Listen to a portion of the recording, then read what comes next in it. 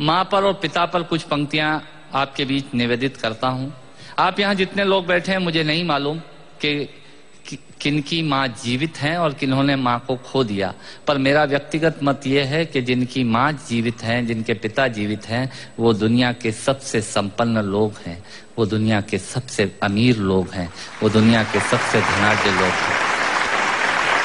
1 minute के लिए बचपन में लौटिएगा, याद कीजिएगा जब हम बहुत छोटे थे, माँ की गोद में थे, माँ का स्तनपान करते थे, तब माँ का एक स्तन मुंह में लेकर हमने उस माँ को दूसरे स्तन पर अपने छोटे छोटे पैरों से न जाने कितनी बार मारा, पर उस माँ ने हमें दूध पिलाना बंद नहीं किया।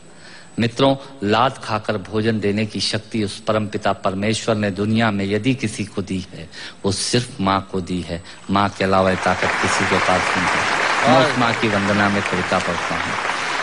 याद कीजिएगा उन दिनों में जब हम चौके में रसोई में बैठकर खाना खाया करते थे और माँ खाना बनाती थी, उस वक्त थाली पर बैठकर हमने जब भी इधर उधर देखा, वो माँ समझ गई और उसने नमक का डब्बा हमारी तरफ सरका दिया। हमारे बिना बोले को समझने वाली वो माँ, जब हम उसे खो देते हैं, वो माँ हमें बहुत याद आती है। वो माँ जो हमारे परीक्षा देते जाते वक्त दही की कटोरी लेकर शगुन बनकर आकर खड़ी हो जाती थी, उसे हम खो देते हैं। वो माँ हमें बहुत याद आती है। रमेश सोज की 4 पंक्तियां माननीय नेताजी यहाँ बैठे हैं, मैं पढ़ता हूँ। मुझे अच्छी लगती है कि बहुत रोते हैं लेकिन दामन हमारा नम नहीं होता, इन आंखों के बरसने का कोई मौसम नहीं होता, मैं अपने दुश्मनों के बीच भी महफूज रहता हूँ, मेरी माँ की दुआओं का खजाना कम नहीं।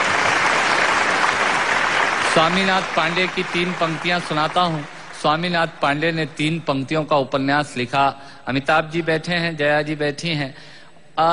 3 पंक्तियों में पूरा उपन्यास लिख दिया। उसने लिखा, एक विधवा माँ थी, उसके 2 बेटे थे। एक बेटा नीचे वाले माले पर रहता था, दूसरा बेटा ऊपर वाले माले पर रहता था। विधवा माँ 15 दिन एक बेटे के यहाँ खाना खाती थी, विधवा माँ 15 दिन दूसरे बेटे के यहाँ खाना खाती थी।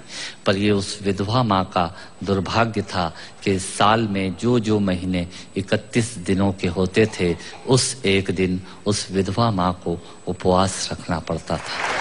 9 महीने पेट में रखने वाली माँ जब एक जवान बेटे को एक दिन भारी लगने लगी, तब इस नालायक हास्य व्यंग के कवि ने कुछ पंक्तियां माँ के लिए लिखी। सुनिएगा, यात्रा कीजिएगा मेरे साथ।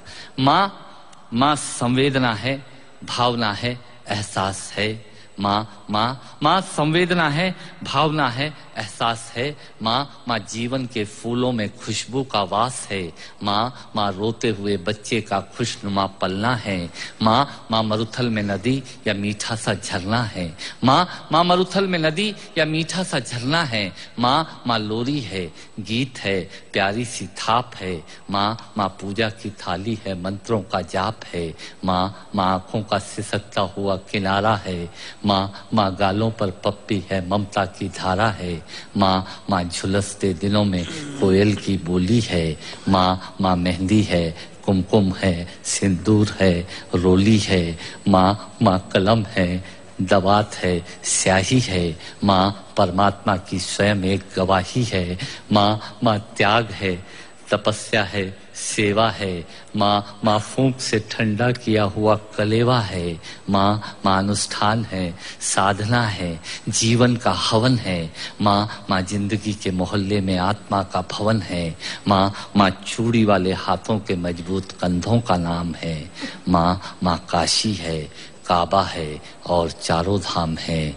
माँ चिंता है, याद है, हिचकी है। माँ बच्चे की चोट पर सिसकी है।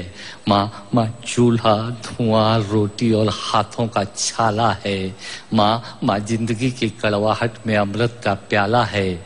माँ पृथ्वी है, जगत है, धूरी है। माँ बिना इस सृष्टि की कल्पना अधूरी है। तो माँ की ये कथा अनादि है, ये अध्याय नहीं है, और माँ का जीवन में कोई पर्याय नहीं, और माँ का जीवन में कोई पर्याय नहीं है। तो माँ का महत्व दुनिया में कम हो नहीं सकता, और माँ जैसा दुनिया में कुछ हो नहीं सकता। माँ जैसा दुनिया में कुछ हो नहीं सकता। तो मैं कविता की ये पंक्तियां माँ के नाम करता हूँ। मैं दुनिया की सब माताओं को प्रणाम करता हूँ।